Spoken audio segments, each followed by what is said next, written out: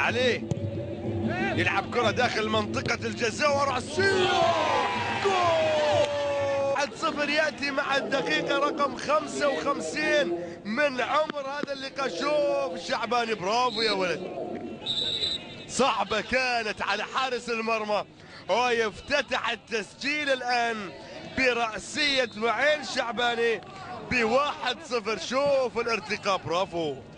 ورأسية في مكان صعبة على حارس المرمى، لعبها في زاوية صعبة على حارس المرمى. مرة أخرى شوف الرقابة موجودة عليه من أكثر من لاعب.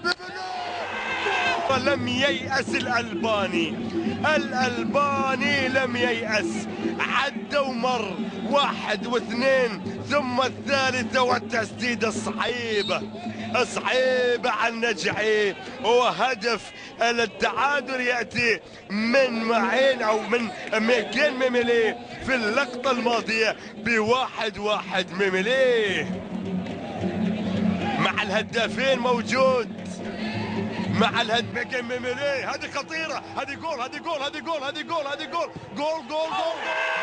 الشخصي.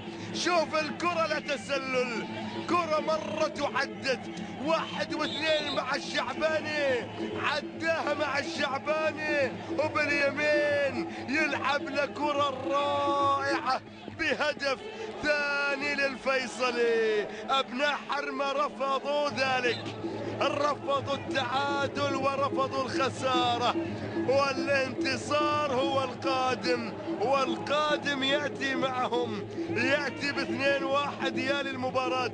والوقت الأصلي اللي انتهى والوقت بدل الضايع الله أعلم ما شاهدناه. هنا شوف ميكين ميميلي و2-1.